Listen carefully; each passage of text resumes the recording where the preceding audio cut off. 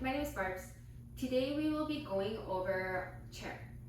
The imagery that I find the most helpful for chair is going to a squatty potty or a portable potty or a honey bucket when there's a sun out, because you'll have your sunglasses tucked in front of your shirt, because you're slightly hovering in a squat because you don't want your butt to get dirty.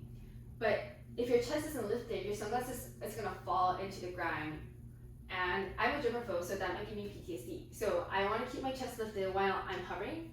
And the only difference for chair for me is having my arms up overhead. Maybe I'm praying that my sunglasses won't fall. I don't know if it'll be helpful, but at least for me it is.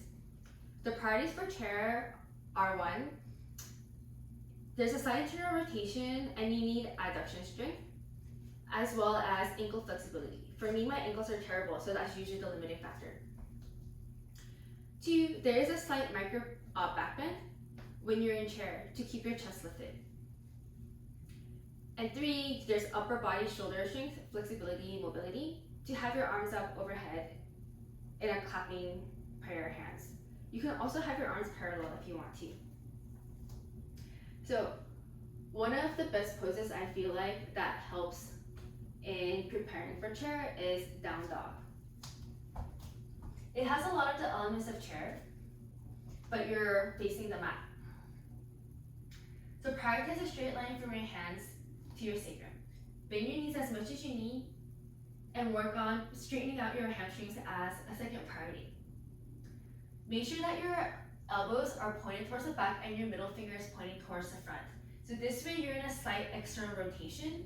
So you're broadening your collarbones, which is the same thing as opening up your chest, which is what we need for a chair. Also, by rooting through your hands, you are working on the upper body mobility and also strength to keep your arms up in the air. Once you create a flat back, drive your heels into the mat. And it's totally fine if your heels can't touch like mine. And every time in the beginning of class, when you're walking your dog, do it very deliberately. Don't walk your dog pretty fast. Bend one knee and drive one of your heels into the mat and take long, deep ujjayi breaths so your body can relax into this pose and open up your ankles and your calves. There's not a lot of poses in vinyasa that offer as deep of an ankle and calf stretch, so take advantage of it every single time if you want. After you take a normal down dog, you can also take a more back bendy down dog. So bend your knees and tilt your tailbone as high as you can by coming into a little bit of a bigger back bend. This will open up your chest even more. Make sure that your elbows are pointing towards the back so you're not sinking into your shoulders and potentially injuring something. Then once you maximize your back bend, work on straightening out your legs and maybe your head can touch the floor. But don't force your head on the floor by straightening your shoulders. That's no bueno. So you can practice that a couple times or more, or work on alternating between the 2 different down dog types. The other pose that helps is warrior 1. Because warrior 1, you are in an internal rotation. So warrior 1, arms up like chair arms. 2, chair. This also helps build the strength needed, not only to internally rotate your hips slightly, but also your adduction strength, because you're squatting and hovering as you are coming in between the 2 poses. So sorry, that was sort of messy, but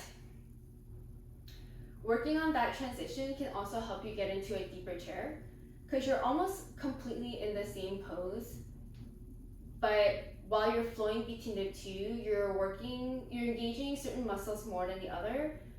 So eventually you can get into a deeper chair. And then once you're in chair, your toes are together, or in my case, my bunion, and your heels are slightly apart. Squat as deep as you can with your knees to touch.